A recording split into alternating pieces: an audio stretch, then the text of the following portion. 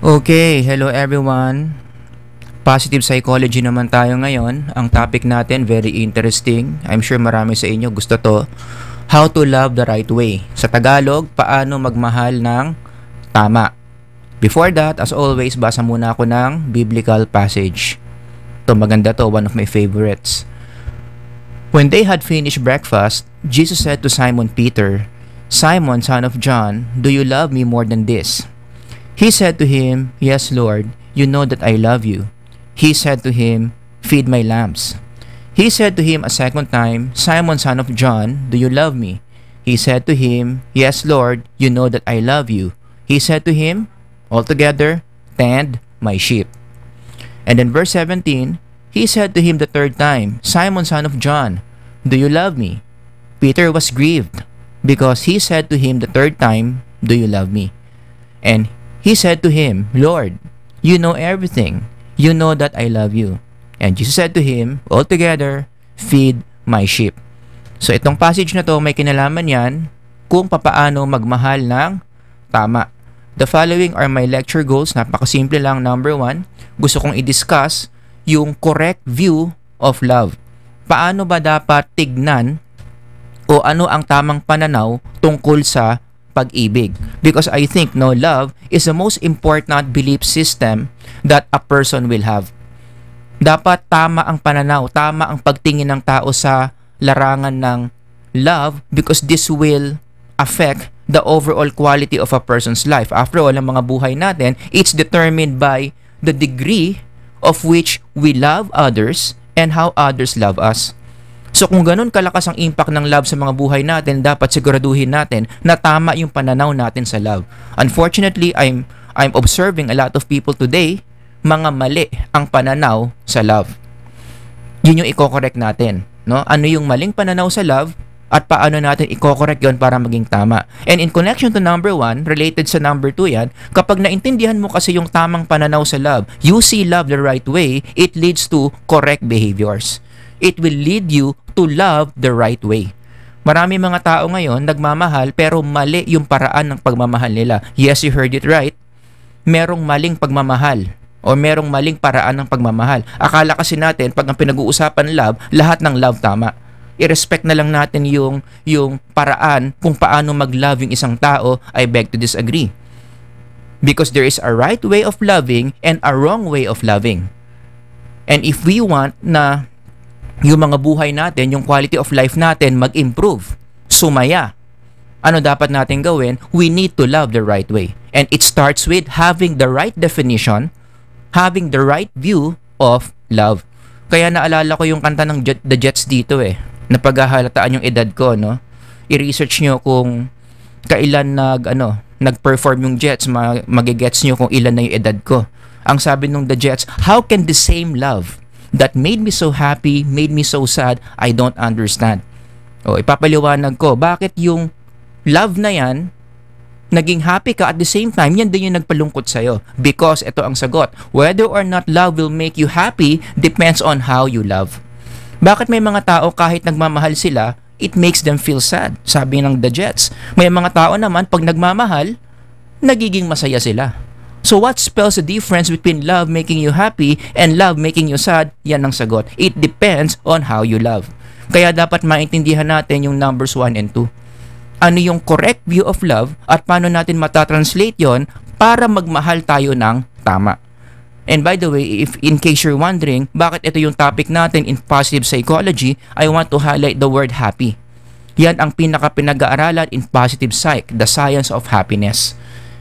You see the point? So kapag nasatisfy natin yung numbers 1 and 2 dito, tama ang pananaw mo sa love, therefore, tama yung paraan mo ng pagmamahal, ano ang magiging outcome, magiging mas masaya, mas magiging mataas yung quality of your life. Maliwanag. So ayoko na pinapatagal yung mga bagay-bagay, diretsa ang sagot na. Paano ba magmahal ng tama? Ano ang tamang pananaw when it comes to love? Love is an action. We should start here. Dapat pag sinabi mong love, kapag naisip mo yung word na love, dapat sa utak mo, verb yun, action yun. So what does it mean when you say to someone, mahal kita, or in English, I love you? It means Ikaw yung isang tao na willing ka to constantly do things. I want to emphasize that. Do things. Sa Tagalog, gumawa ng mga bagay for that person that you love na makaka-benefit sa kanya. Sa Tagalog, para sa ikabubuti niya. Got that? Yan ang tamang definition ng love. Pag may sinabihan kang, alam mo, mahal kita, alam mo, I love you, ito yung ibig mong sabihin. I am ready to do different things for you para sa ikabubuti mo, whether I feel like it or not. Love is an action. Love is a verb, which is so different from the way our culture defines love today. Mamaya, i-discuss natin yan. Merong isang libro na sinulat si M. Scott Peck. I highly recommend you read it, lalo na yung mga psych majors dito, The Road Less Traveled. Ang ganda. Merong isang chapter si M. Scott Peck dito, who is by the way a psychiatrist. Meron siyang sinasabi about love. Define niya what love is in connection to this view of love. Ang ganda. Ang sabi niya in page 85 of that book, the will to extend oneself for the purpose of nurturing another's spiritual growth. Yan yung ibig sabihin ng love. Diba ang lalim, no? Very sophisticated. Parang ang tali-talino mo. Let me repeat. The will to extend oneself for the purpose of nurturing another's spiritual growth. Yan ang love. That's what it means when you say, I love you. Pag sinabihan mo yung jowa mo sa Jollibee, I love you. Kapag sinabihan mo yung girlfriend mo sa isang date, you know what, I love you. Ito yung ibig mong sabihin. You are choosing to do actions for that person that will benefit that person. It's not about you, it's about that person. Gusto mo siyang gawan ng mga actions, ng mga bagay para sa ikabubuti niya. So itong definition na to medyo technical kasi may degree itong si M. Scott Peck, no? So yung mas simpleng definition, yung definition ko pa rin. Ito na lang piliin nyo.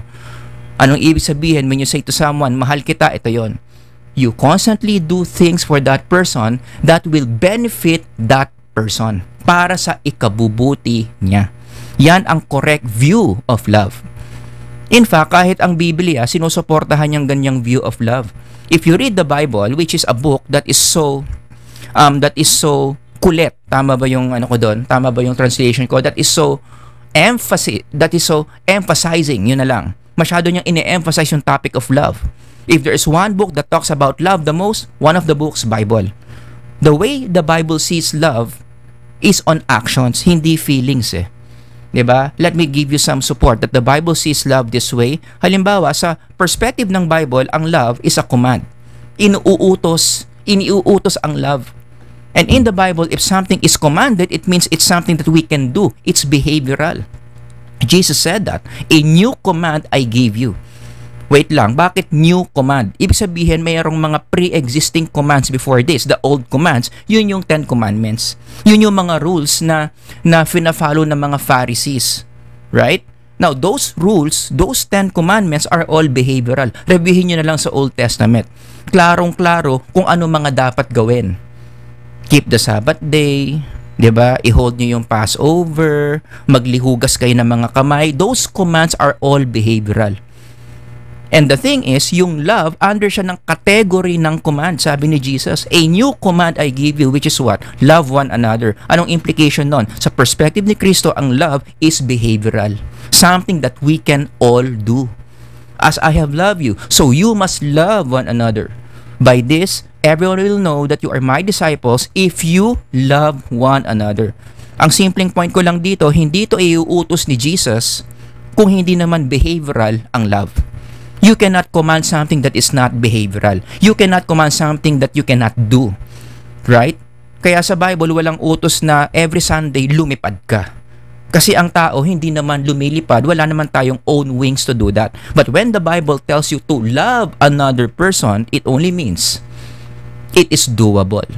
Another support from John 3:16, very popular. For God so loved the world that He gave His only begotten Son, that whoever believes in Him should not perish but have everlasting life. Focus on the first part of the passage. For God so loved the world, wag mong puputulin doon. Yung next statement, kadikit niyan. For God so loved the world, hindi pa enough na sabihin mong love ng Diyos ang mundo, merong kaakibat na action. Because love is an action. For God so loved the world, next statement, that He gave. Kaya nga may word na that. Right? Ibig sabihin yung next statement doon is a reflection of the essence of the previous statement. For God so loved the world, ano ginawa niya? If you love someone, you gave something so precious. That He gave His only begotten Son. So, ibig sabihin dito, love is the same thing as giving, and giving is an action word. Love is an action. Ganon din yung sa opening passage natin kanina, kaya nga natin binasa yan. I-connect na natin. When they had finished breakfast, Jesus said to Simon Peter, may tinanong siya, mahal mo ba ako, Simon Peter? Anong sagot ni Peter? Yes. Ayan o, nakalagay, yes. So, anong sagot ni Jesus? Kung mahal mo ako, look at the words He said, feed my lambs. Tinanong siya ng pangalawang beses, Simon, mahal mo ba ako? Do you love me? Anong sagot na naman ni Peter? Yes. Kung mahal mo ako, anong gagawin mo? Tend my sheep.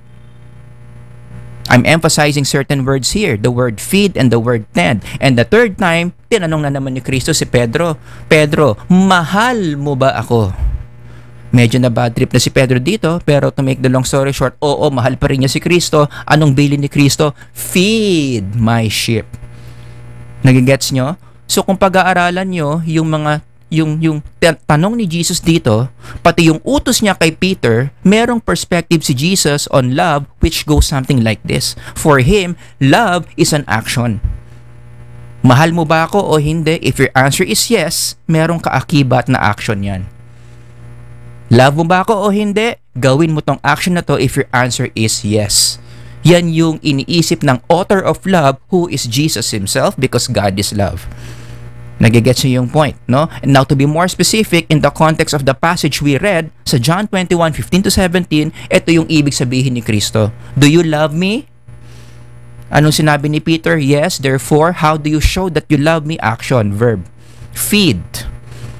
Pangalawang tanong, gano'n na naman. Tend. Pangatlong tanong, gano'n na naman. Feed.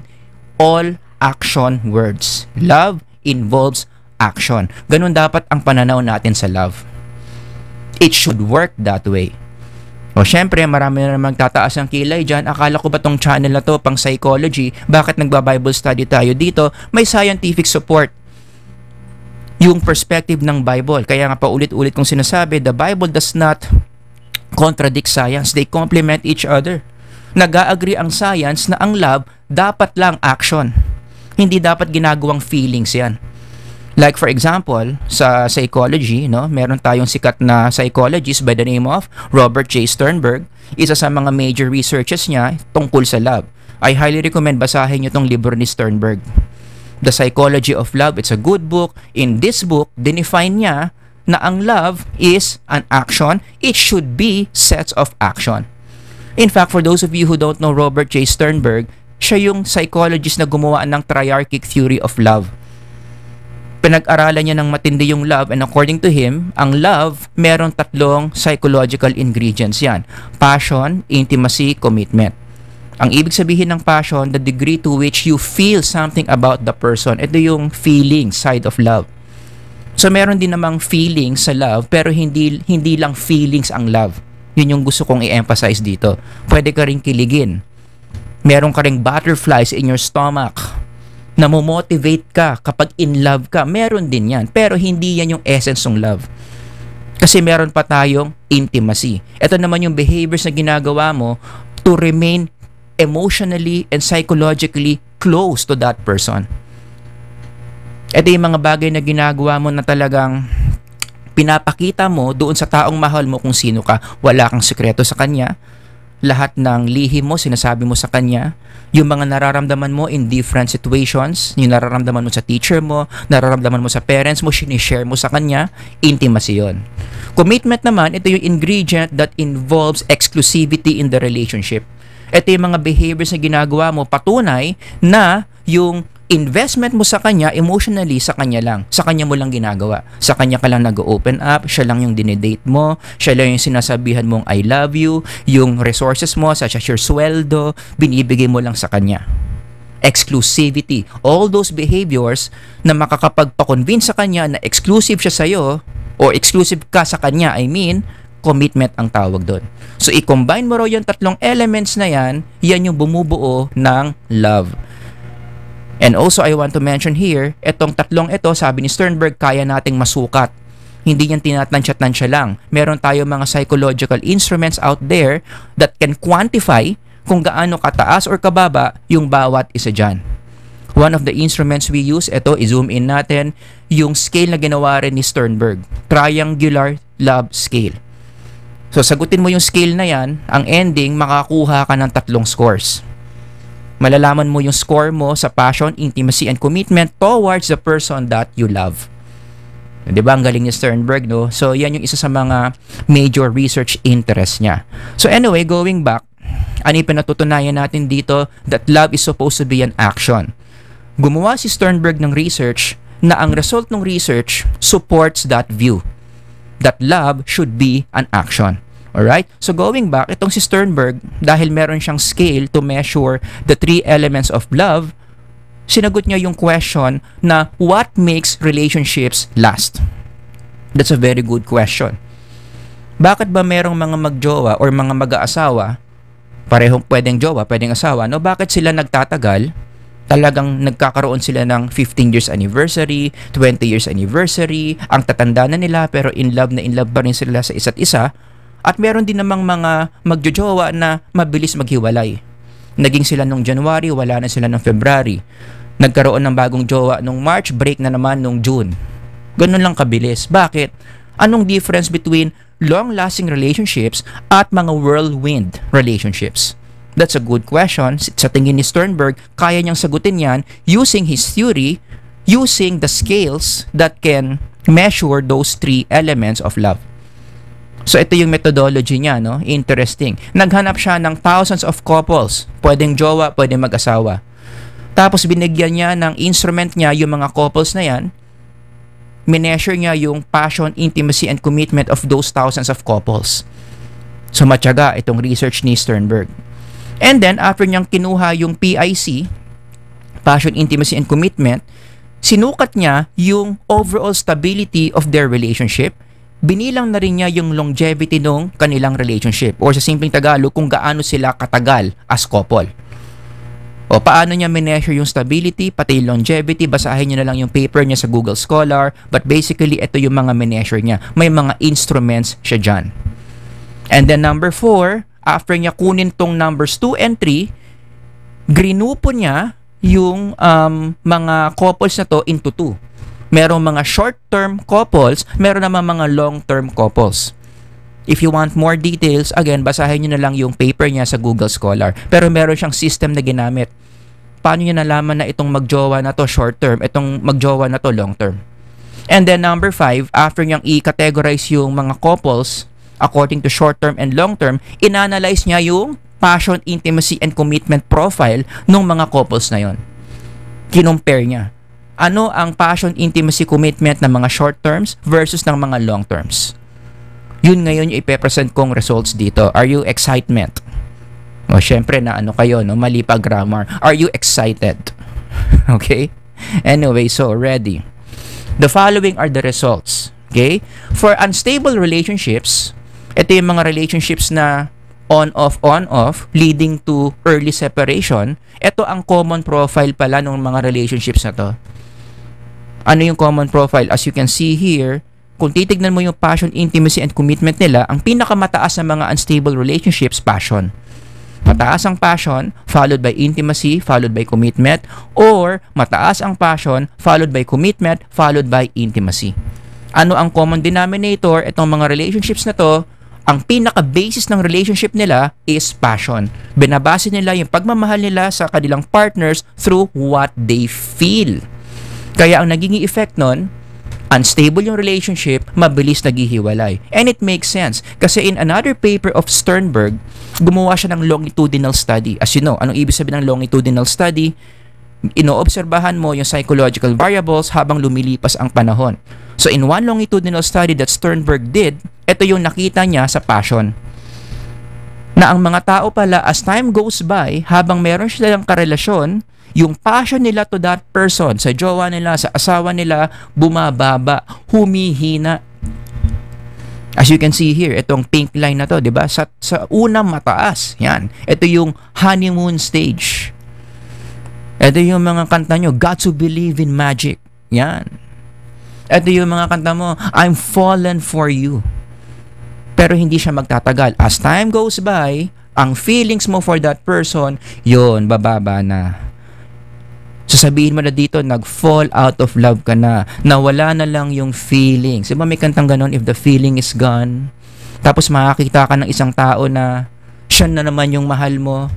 O ano naman ang team song mo, bakit ngayon ka lang, yun na. Kasi yung love mo for your old partner, wala na, bumaba na. Ganyan kabilis, bumaba ang passion as time goes by in the relationship. So given this longitudinal study by Sternberg, these results make sense. Nakaramihan ng mga relationships na hindi nagtatagal, bakit? Ang foundation nila, ang basis nila is what they feel for each other. On the other hand, yung mga magjowa at mga mag-asawa naman na highly stable, ito yung consistent yung relationship nila, matagal silang nagsasama, ito yung mga nagto-25 years anniversary, ano ang common denominator nila? As you can see here, pinakamataas yung intimacy nila, followed by passion, followed by commitment. Or pinakamataas ang intimacy followed by commitment and then passion. Or pinakamataas ang commitment followed by intimacy followed by passion. So ano ang common denominator among stable relationships? Kung titignan nyo, yung intimacy and commitment are both behavioral. They are forms of actions.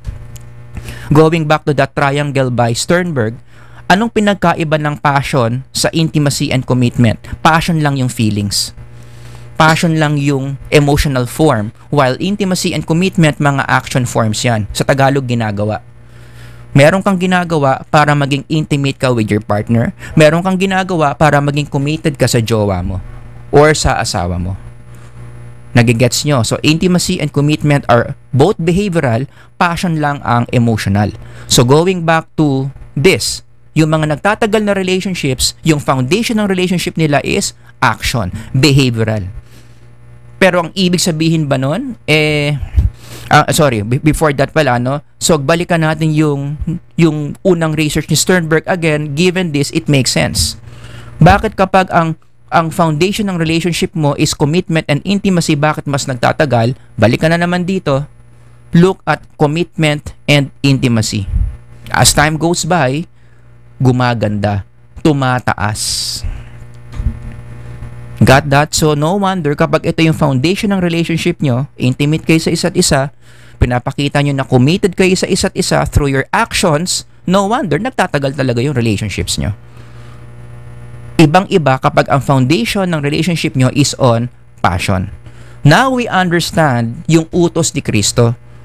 Bakit si Kristo, sinabi niya kay Pedro, kung gusto mong patunayan na mahal mo ko, do these actions. Feed and tend. Siguro nabasa ni Kristo itong research ni Sternberg. Of course, I'm joking, no? But you get the point. Because the God of love, who is Jesus, the author of love, knows the nature of passion, intimacy, and commitment. Para maging successful ang Christianity, ano dapat mangyari? The disciples have to be consistent. The disciples have to be consistent with the way they spread God's word. And how do you do that? How do you love God's word? Through your actions. Para maging consistent. Kasi kapag si Peter and all the other disciples, feelings lang yung pagmamahal sa gospel, tapos ganito pala yung itsura ng passion, hindi tayo makakaasa na magiging successful yung Christianity. Diba? So there is something psychological here.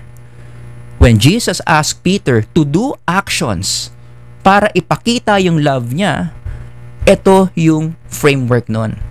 So that Christianity can sustain its strength. Of course, other than it is divinely inspired, meron ding psychological component yan. Para mas maging consistent sa actions, o para mas maging consistent yung mga disciples, sa actions nila. Hindi nakabase yung pag-spread nila sa gospel sa passion lang nila. Nagigets nyo? Yun yung psychological side of this. Feed and tend are behavioral. It sustains the love that you have for the beloved.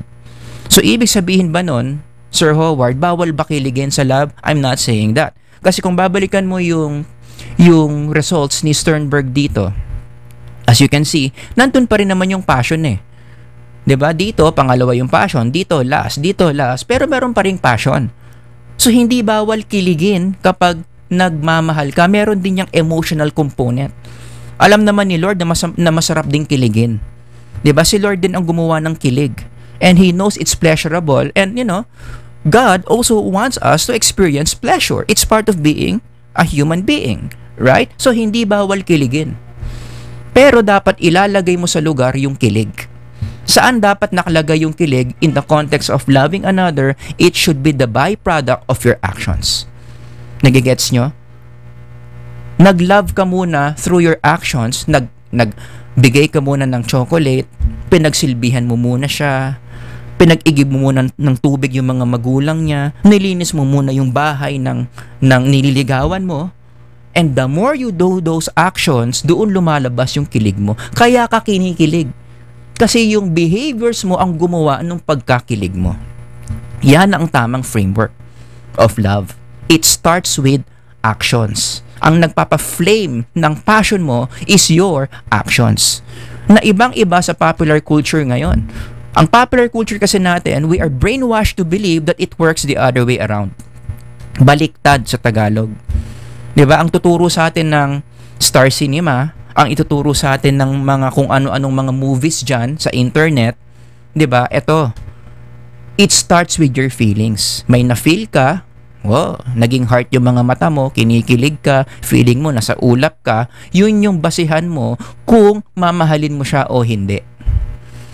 Kaya ka nagbibigay sa kanya ng Toblerone, kaya mo siya hinahatid sundo, kaya mo siya binibigyan ng stuffed toy galing sa Blue Magic. Bakit? Kasi, yan, meron kang na-feel sa kanya. Ito yung popular model of our culture today, which, sabi ko nga dito, unfortunately, nakakalungkot. Pero ito yung popular model of love, that your love actions is based on what you feel. Bakit hindi maganda yan? Anong disadvantage niyan?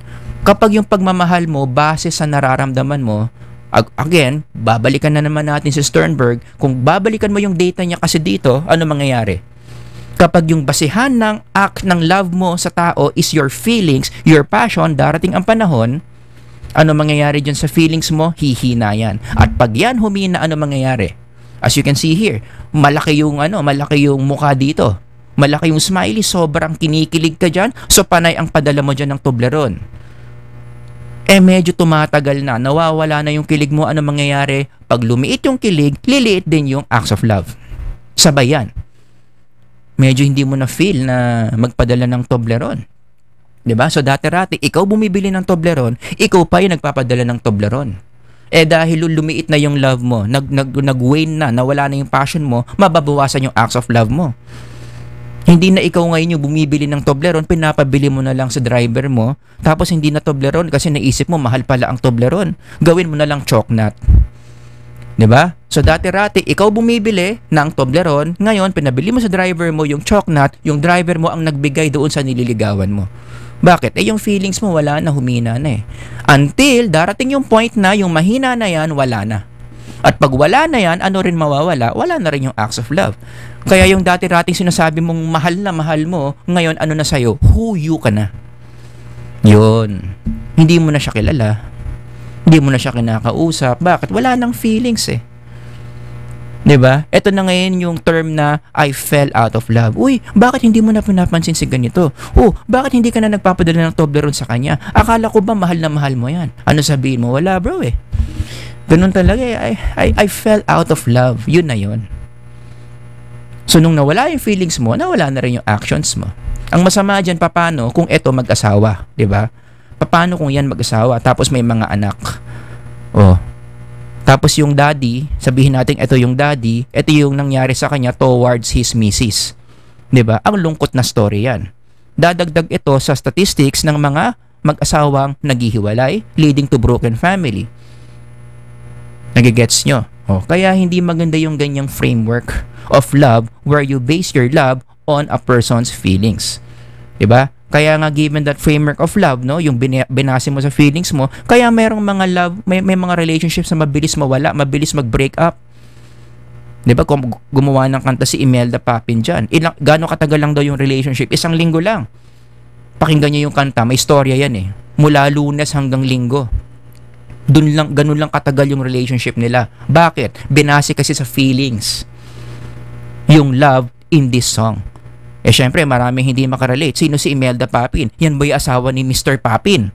'Di ba? Kasi medyo oldie song to. Ito, mas modern to. Oh, ano yung mas modern song na ganyan din yung model na pinairal? Yung love niya based sa feelings, yung kisap mata. 'Di ba yung singer dito talagang curious siya. Bakit ang bilis naman nawala? Kanina lang nariyan, bigla na lang nawala. Parang isang kisap mata. Kanina lang love mo ko, maya-maya may iba ka na. Bakit? Yun ang sagot. Siguro kasi yung jowa nito na pinagpalit siya, yung jowa nito na nawala na lang yung love para sa kanya, ito yung model. Binase yung pagmamahal niya sa kanya based on her feelings. Kaya nung nawala na yung feelings niya, wala na rin siya. Kaya takang-taka siya. Parang, ganun na lang ba yun? Parang isang kisap mata lang nawala na. Nagigets nyo? Yun. Kaya rin sa showbiz natin, sa Pilipinas, that's one of the reasons, no? Kung bakit uso ang hiwalayan, bihira yung mga nagtatagal na relationship. Of course, ito. Nako, marami na naman magtataas ng kilay dito, bago nyo ako awayin. Etong sinasabi ko dito, it's only a hypothesis. Nakalagay dyan. Hypothesis, baka, most likely, hindi ako sure, pero malamang, ito yung model na pinairal, kaya nag-break up ang mga ito. I'm sure, meron dyan mga hindi ganito yung reason. Kasi complex yan eh. It's a complex problem. Why people separate. Why people end relationships. Walang iisang tamang sagot. Nagigets nyo? So, hindi ko sinasabing lahat sila naghiwalay because of this. Pero kung gagamitin mo yung framework ni Sternberg at ipapa-explain sa'yo bakit naghihiwalay, bakit mabilis maghiwalay ang mga tao in a relationship, this model makes sense. Na most likely kasi, yung pagmamahal nila sa isa't isa, binase sa passion, which is, according to Sternberg's study, hindi maganda as you can see on his data.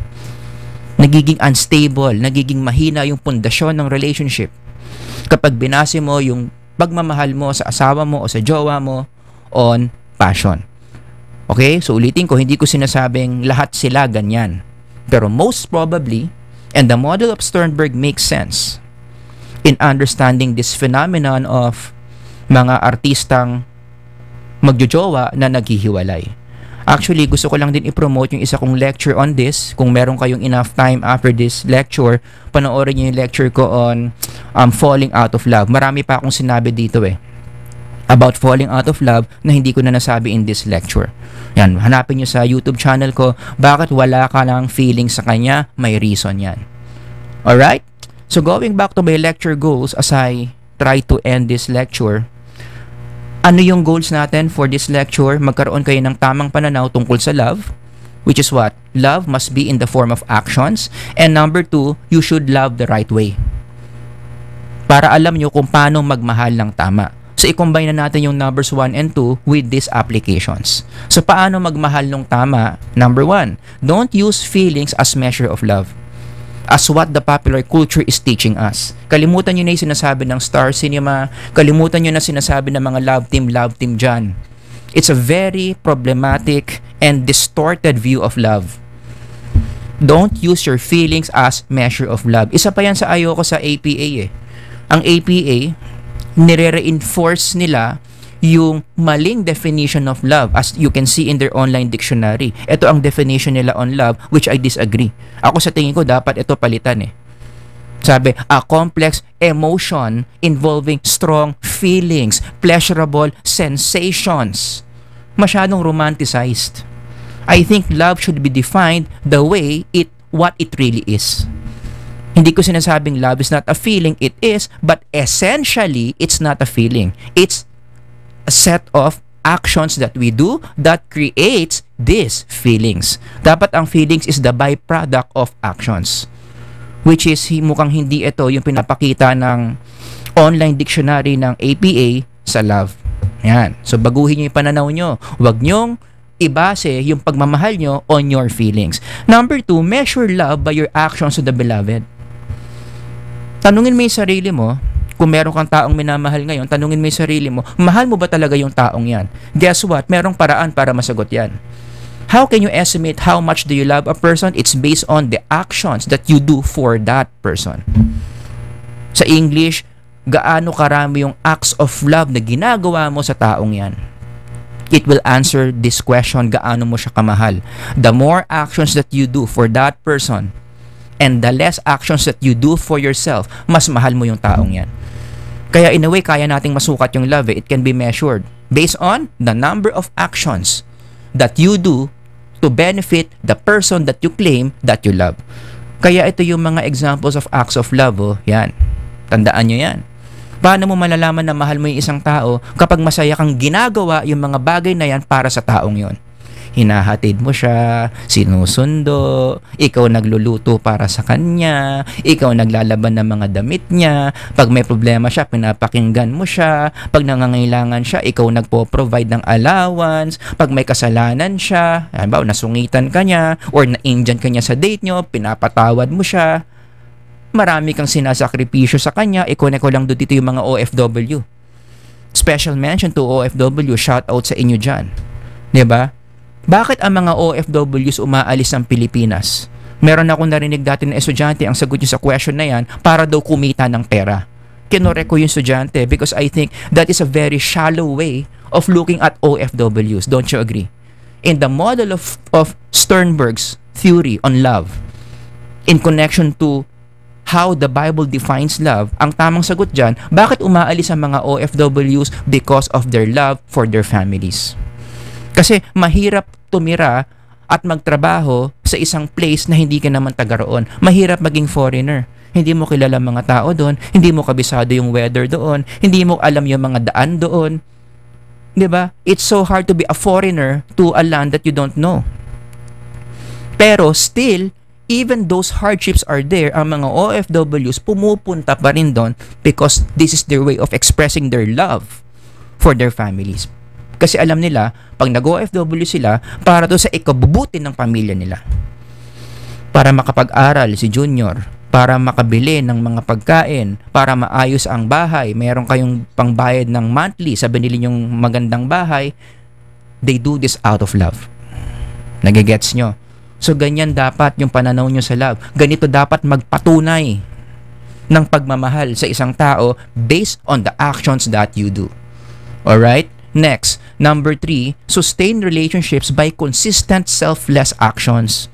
For those of you who are currently in a relationship, jowa man yan or mag-asawa, ano yung dapat mong gawin para tumagal yung relationship nyo? Anong sagot? Nakalagay dyan, kailangan yung action sa ginagawa mo na selfless para sa ikabubuti ng taong mahal mo, dapat consistent. Sustain relationships by consistent selfless actions. Kasi marami mga tao, actions naman talaga yung binibigay nila sa relationship, in fairness. Pero bakit hindi pa rin nagtatagal? Puro naman sila ganito. O, ginagawa naman nila yan, pero hindi pa rin nagtatagal. Anong sagot? Going back, hindi kasi consistent.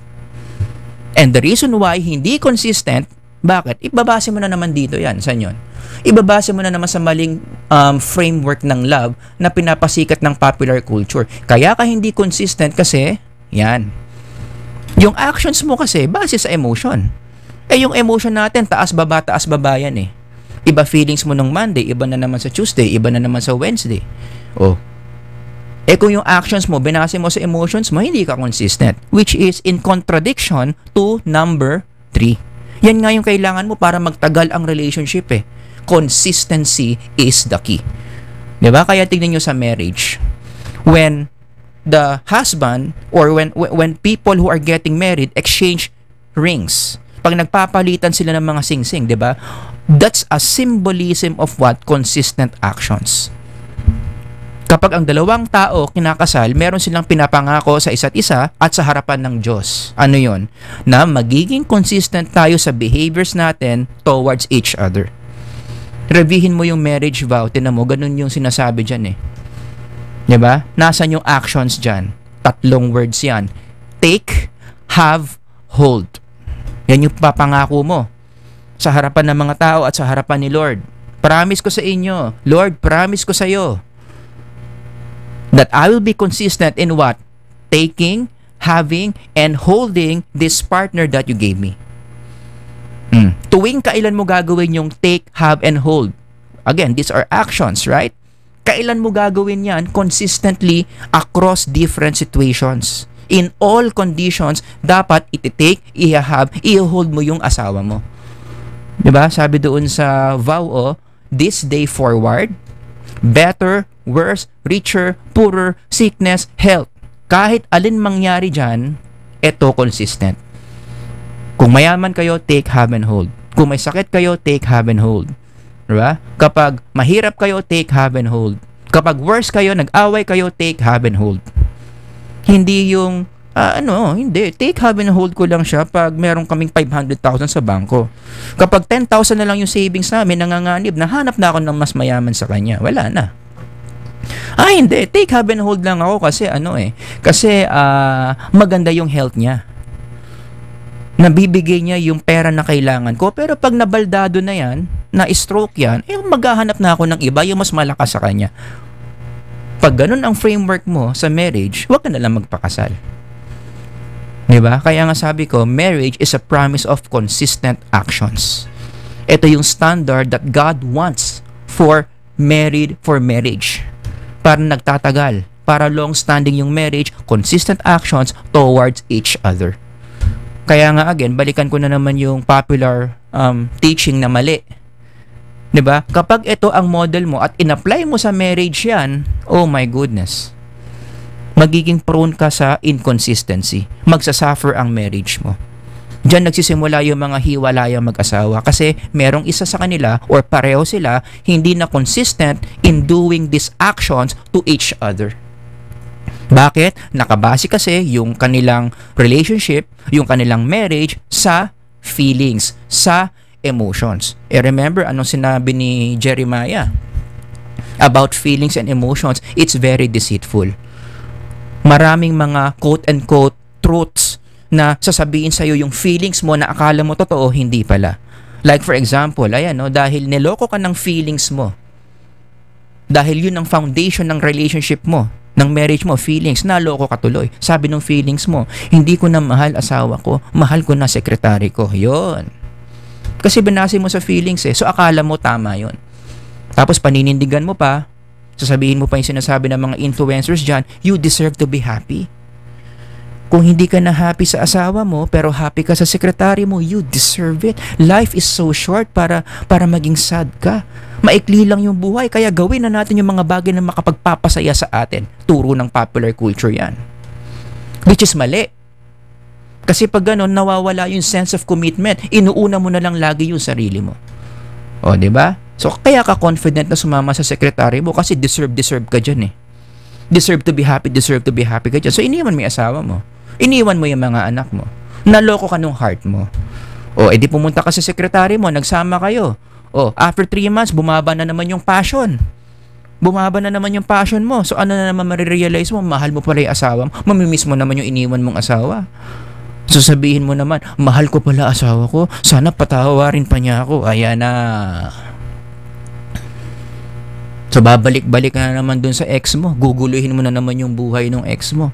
O, pinagbigyan ka ng ex mo. Sige, ituloy natin. Buuhin ulit natin yung pamilya natin. O, di mataas na naman, honeymoon stage na naman. After 3 weeks, bumaba na naman yung feelings mo. Na-miss mo na naman yung sekretary mong iniwan. Di niloko mo na naman yung asawa mo, bumalik ka na naman sa sekretary mo. Sabihin mo, mahal ko ba pala yung sekretary ko? Promise, ikaw na talaga. Tanggapin mo ulit ako. Di ba ang gulo mo na? Now you mess up your family. Now you mess up people around you because you are letting your heart deceive you. Yan yung nangyayari sa mga relationship kapag ang foundation is passion. It's so dangerous. Hindi dapat yan ang foundation. Passion must be the byproduct of consistent actions. Yan ang tamang pagmamahal. It starts with acts of love. Mahal kita. I love you. So anong ibig mo sabihin? Ito, araw-araw gagawin ko sa iyo to. At masaya kang ginagawa yan hanggang dumating na sa point na kinikilig ka na ginagawa mo yung mga yan. At dahil sobrang sarap nito, being in love, lalo ka tuloy sisipag na gawin to ng gawin for the rest of your life. Kaya nagiging consistent yung marriage nyo. Diba? Kasi ano kayo dito nahook kayo sa being in love. Ayaw nyo nawawala to, so lalo nyo sinisipagan. Nagigets nyo, kaya kayo nagtatagal in the relationship. And last one, last application, number 4. Ito medyo, number 4 more on, sana na-realize nyo. If the true meaning of love is actions, dapat pala sa relationship, masipag ka. Do you agree? Masipag. Everybody say masipag. Ibig sabihin ng masipag, mataas yung drive mo to keep on doing the actions that you do. Masipag kang maghatid ng jowa, maghatid ng asawa, magsundo, ipagluto siya, ipaglaba. Masipag kang gumawa ng mga actions para sa ikabubuti niya. Bawal ang tamad. Bawal ang selfish in relationships. Yun yung dalawang bawal, tamad at selfish. Kapag may isang tao sa relationship na tamad or selfish or both, sure ball, halos, hindi magtatagal yung relationship. Kaya, paano mo malalaman kung ready ka na pumasok sa isang relationship? Very common question among young people. Ang lagi kong sagot dyan, kapag masipag ka na, kapag selfless ka na. Yung dalawang yan. Masipag kang maging selfless, okay ka na sa relationship. Nagigets nyo? O kaya, in closing, reflection. Pick a person that you say you love right now. Sige nga, isip ka na isang tao na paniwalang-paniwala kang mahal mo. And then you check. Ikaw ba talaga mahal mo yung taong yon? Paano mo malalaman? You go to number 2. Ginagawan mo ba siya ng mga actions? Kapag ang sagot mo, hindi. Sinasabi mong mahal mo siya pero wala ka namang ginagawa dito, baka mali yung paraan mo sa pagmamahal dun sa taong yon. And this is not only romantic, this also goes towards your love for parents, your love for friends. Generic to for all human relationships. This is the measure of love. Towards jowa, towards friends, towards parents. How much behaviors do you do for that person? So i-check mo. Sabi mo mahal mo siya. I-check mo. Ilang behaviors yung ginagawa mo para sa kanya, para sa ikabubuti niya. The moment na na-sense mo na mukhang wala akong ginagawa dito, pero sinasabi kong mahal ko siya, that makes you a hypocrite. Hindi totoong mahal mo siya. Baka bukang bibig mo lang yan, or kaya mo lang siya mahal kasi yun yung nafe-feel mo.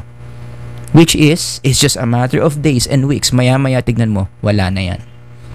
So this is a good guideline to use para i-check nyo kung talaga bang mahal nyo yung isang tao. How much behaviors are you doing for that person? Maliwanag. Yan ang ating maikling lecture on how to love the right way. Kung meron kayong mga comments, questions, ilagay nyo lang dyan sa baba. Sana marami kayong natutunan. Sana mas maging magaling sa pagmamahal. Kasi alam nyo yung tamang pananaw sa pagmamahal. Alright? So Sir Howard here. God bless everyone. Until the next lecture. Bye-bye.